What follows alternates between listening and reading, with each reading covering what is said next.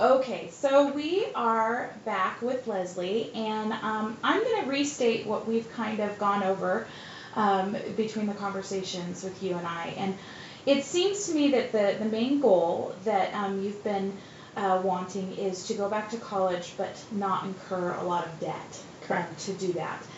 And so basically I just wanted to clarify just a couple of things about that particular goal. And the one question I want to ask you is what are your worries about the debt part of things? That seems to be one of the key points in your goal, is that you're just really worried about getting into debt. And my question about that is like, are you worried about not paying it off? Are you worried about the time length that it takes to pay off? What are your specific concerns about that? Yeah, my big concern is not being able to pay it off, or getting behind in payments, and then Has that happened to you before? Oh, yes. Okay. Yes. All right. And are you just worried that maybe it'll damage your credit report or something along those lines? Or it was damaged before, so now it's rebuilt, and you don't want to Gotcha. go through that whole mess again. That's good to know. That's good to know. That I wanted to clarify your main concerns on that particular area, so it helps me understand how to help you a little better. So now what we're going to move into is kind of a brainstorming session. Basically, I want to generate a few ideas, and I want you to kind of, tell me what you've been thinking about for a good solution to your problem. Basically, my first question is, do you think that you're going to have enough income to cover the expenses without taking one of the loans? I think it will be possible. It'll be really tight. It'll be really tight, okay. And do you have any idea of how, if you do get into a jam, instead of just dropping school altogether, because that's not what we want you to do. No. What kind of ideas do you think would help you possibly get unstuck if you do have a problem? You're looking possibly getting a part-time job to get into it. So possibly another job, okay. Or ask family for money. Or ask family, okay. Ask family for help. All right. And how, like, expense-wise, I mean, do you feel that right now you've got everything tightened up with a budget, and you feel like you're really diligent with a budget right now, and that will help you in the future? I think so. Okay. Yeah. Okay. Yeah, because a lot of times people don't really have those kinds of financial tools to help them, stay on track. Yeah. Do you have any savings that you can put towards this? A small amount. Okay, small savings. All right. And basically, the only real way that I see that could possibly help in this situation is that increase of income. And one of those possibilities is filing for the FAFSA. And I know that we have discussed FAFSA in the past.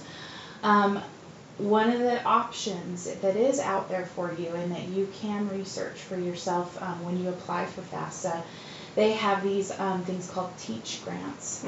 And TEACH grants essentially can be forgiven or they turn into loans later, or it just kind of depends on your career after school. So there's those opportunities. Now, one of my suggestions is possibly just go ahead and filing for FAFSA, even if you don't think that you can qualify because of your income. Just do it anyways, because all of that goes through. Yeah. Is there any thoughts or any ideas that you have possibly thought of to help yourself with this particular situation of not going into debt? Have you thought of anything that would, like, real specific things that might help? I've looked at some scholarships. Great. So there are possible scholarships out there. Okay. Yes, there is. Absolutely. Yeah. And just trying to find all those different absolutely yes areas. Which can be kind of challenging. Yes. There is one particular word that you should probably, in your searches, like if you're online, in Google or whatever that you're using, is use the term non-traditional student. Okay. And that can help you find a lot of different, and then scholarship, of course. Because that's essentially what you are. Yeah. So, one of the key things about making sure that you don't go into debt is making sure that your school that you have chosen is the economic fit for you. Do you know what school it is that you are wanting to go to? I'm looking at the Western Governors. Okay, Western Governors, all right. And do you know what they charge per semester or per credit or anything like that? It's $3,000 per semester, or per 6 months. Per 6 months. Yeah, they go on a 6 month because they're online, right? Correct. Okay, and that's a full-time load, right? Okay. So pretty much that's actually a really good price for comparable to any of the in-state schools that I've looked at or anything like that. So that is actually a really good economic choice. And let's see here. What basically, I mean, thinking along the lines of being creative, I mean, have you ever thought of like, I mean, I know that you are a Mary Kay consultant, correct? And there are possibly maybe other ways to generate more income in that respect, right? I mean, unless it's a big time consuming thing because you are going to be studying. Yeah. You know, and increasing, but along the lines of maybe getting a part-time job, but increasing that employment realm could definitely work for you. So that's definitely an option. Basically, and are there any financial tools like budgeting or anything like that that you would like to learn that might be able to help you control your finances in the future? I think, some maybe additional budgeting tips. Right. So maybe going through like the last couple of months and seeing where you're spending money. Okay. And like if you can save money somewhere. Okay. All right. So budgeting is another good idea. Okay. All right. So moving on, basically, we need to develop a plan. So we have some really great ideas here to get you started. And when we develop a plan, we want to be specific. So of all of these things that we've talked about here, what kind of jumps out at you as maybe the most important thing that you think would help you in the future, when you go to school? Sticking to a budget. Okay. Budget. All right. And then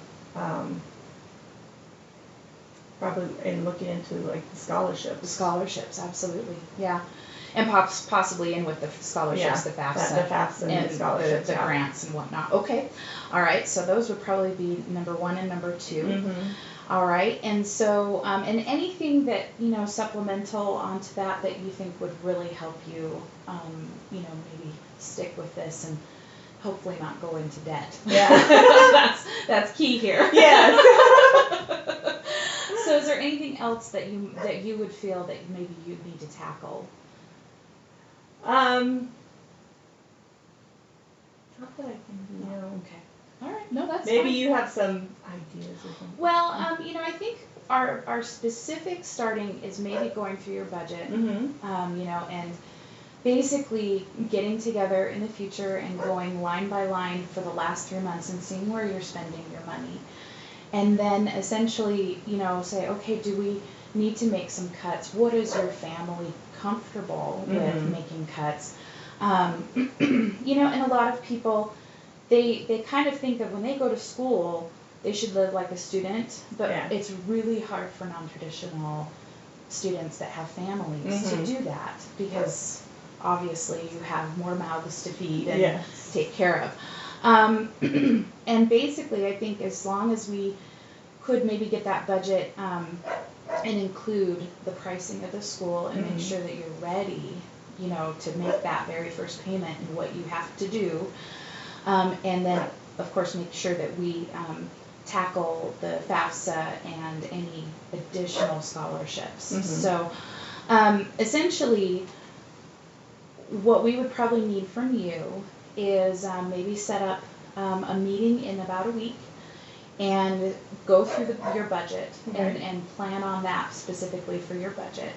At that time, it probably will be a really great way for us to get all of the information together to help you file for your FAFSA and then move on to scholarships and basically get you going there.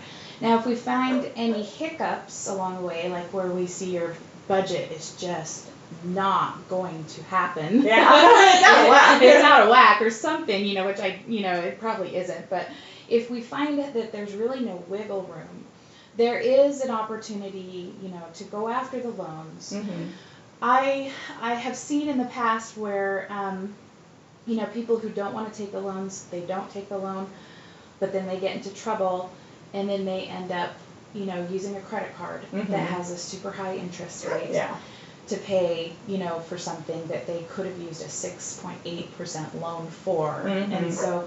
And to be honest with you, if you look at the amount that Western Governors does particularly charge, per year, and it's a 4-year, Mm-hmm. yeah. Yeah, it's one of those that you can finish faster if you want to. Exactly. If you can take the load, do it. Yeah. Yes. And the thing is that really with something like that, you're looking at possibly, somewhere in between $300 to $400 monthly loan if you do the entire amount. Mm-hmm. The really good thing about these loans, you don't have to take the whole amount. It's Yeah. not all or nothing. You can just say, I need $500 to cut, help with my books Mm-hmm. or whatever, and then you can go from there. Yeah. So, essentially, what I see our plan being is that we will first and foremost go over your budget next week. Okay. Okay. And then we will file for FAFSA, and Great. then we will look for additional scholarships. And if we find any hiccups, we'll address those on the way. Excellent. All right. Does that sound like a great plan? Sounds like a plan. Okay. Sounds good. Well, thank you so much Thank for you. your time. I really appreciate it. Yes.